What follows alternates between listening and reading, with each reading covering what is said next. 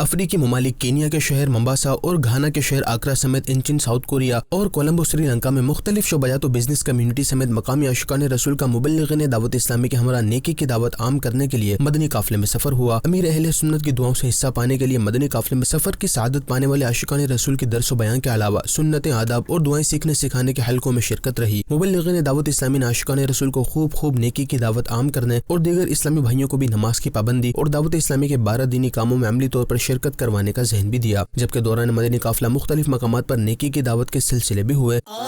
مدنی قافلے میں ہم کریں مل کر سفر،